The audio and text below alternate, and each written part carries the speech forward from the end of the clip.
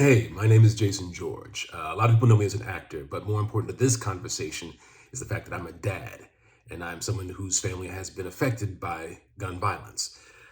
My cousin Daryl was actually murdered. His murderer was never found. I've had family members who are victims of domestic abuse where a gun was involved, and we have a dear family friend who's actually never going to see the light of day outside of prison walls because he perpetrated violence with a gun. And gun safety, when I heard that they were doing this public filibuster, I got excited because it was an opportunity for all of us to weigh in, for you politicians to hear all of us who are pissed and sick and tired of both of you, Democrats and Republicans, fighting and arguing over trying to win a philosophical debate as opposed to actually trying to solve the problem. The tribal politics does not serve us because a bullet doesn't know what tribe you belong to. The bullet just goes straight and it pierces flesh, period. End of story, full stop. We need to solve the problems. And there's a way. I'm a big believer in the Second Amendment. I come from a military town. I come from Virginia Beach, Virginia. We've had, unfortunately, shootings of our own, major mass shootings of our own. And it's a military town. I'm a military brat. My dad was in the Navy. Everyone I grew up with was military, and you had guns in your family. Guns were in the house. It wasn't an issue, but it's about proper safe storage. It's about all these different things. But so I'm not afraid of guns, but I get frustrated when when people get tribal about this politics. Listen, here's the thing. I had a conversation with a friend who is an avid gun collector. A man I respect immensely. He passed away recently. He was in South Carolina, and over a beer, he was perfectly willing to admit that it's ridiculous that you can plunk down your ID and get a case of beer and a gun, because that's not a good idea. He thought that's not a smart thing. He's perfectly willing to acknowledge that that's a bad idea when we're having a beer together. And then literally a couple of days later, Obama had his town hall on guns, and I watched this man suddenly become tribal about it, shut it down. He would not relinquish a single point, even when good points were made. And there were good points made on all sides of that argument. The point is this. I need you politicians to hear us, all of your constituents across this entire nation, when we say, you got to get creative. And to all of you who are talking about the NRA's talking points of bulletproof glass, steel doors, tape marking off sight lines, even arming teachers. All that can be on the table. I'm willing to let you put all of that on the table, and I believe that logic will dictate what of those are dumb ideas, because some of those are just straight up dumb ideas. But some of them are actually really good ideas. But the problem is every single one of those ideas only deals with the situation after an active shooter is on the scene. None of them deal with how do you prevent an active shooter situation. How do you prevent a mass shooting before it starts? None of those deal with prevention. And look, I'm a brother from the South, so we were told an ounce of prevention is worth a pound of cure. You're only talking cure. I need you to talk prevention. I'm willing to talk cure with you. We need some cure. Only a thing that stops a bad guy with a gun is a good guy with a gun. Sometimes that's true. But how do you prevent the bad guy from getting a gun? And if you're not willing to have that conversation, really have that conversation, then you're in the way. You're in the way. And the reality is most gun owners want that too. I belong to an organization. I'm on the board of an organization called 97%. And that's because 97% of Americans actually believe in common sense gun laws. The common sense gun laws that you're discussing. And you've hit on some of them, but some of them aren't going nearly as far enough from what I'm reading the thing. But I'll take whatever you give me. But the reality is you're playing the politics of it.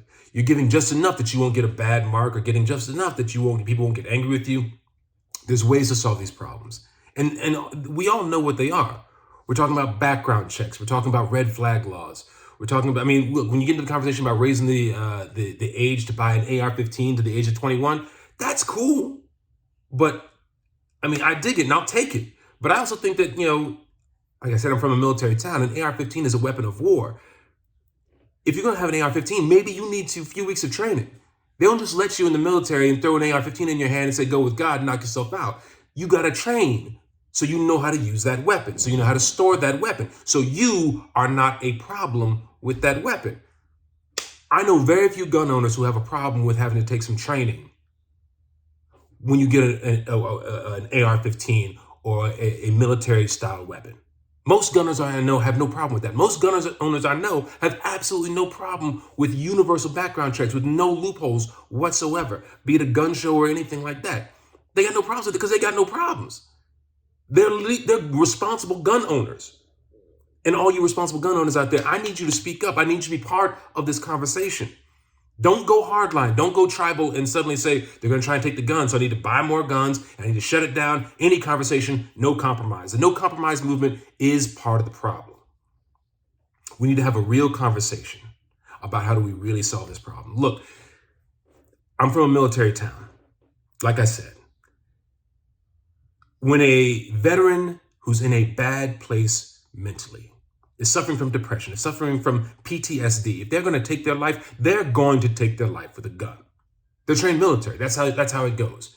That's how it goes. And unfortunately, I have too many people I know who have gone that route or come close.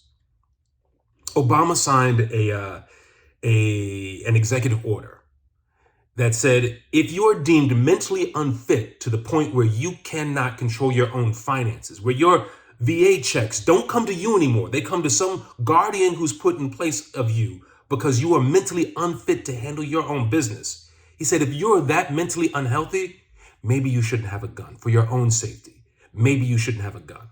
That makes sense to me. But then when the first major piece of gun legislation that the Trump administration signed was H.J. Res 40 of that Congress. And it basically reversed that order. It made it easier for military veterans who are deemed unhealthy to get guns. It didn't try and say, let's make sure we scrutinize how they're deemed to be mentally unfit so that you can get your money because maybe you need to get your money too. No, they didn't worry about that. They said, we don't care if you get your money or not. We just need to make sure you get your guns. That's a problem. That's not playing politics with this. That's not okay. That's not okay. Solve the problem. My understanding is that that order has been put back in place so that, I mean, look, I know people who are called self-espoused gun nuts. They call themselves gun nuts. They love guns. They'll walk to a gun shop saying, that one, I love that one. Oh, and they say, if you are in a dark place, military veterans, maybe give your guns to your buddy. Maybe give your guns to your friend. That's not a hard thing. That's something we should all be able to agree on, right? Red flag laws. If you beat your spouse, if you're willing to beat the person that you claim you love most in this world, you're probably willing to hurt somebody else. 2/3 of all mass shootings, defined as 4 or more people shot, involve domestic abuse. I believe 25% of all mass shooters have been convicted or credibly accused of domestic violence before. You want to protect wife beaters' right to have a gun? I'm good. You know what? You beat your wife?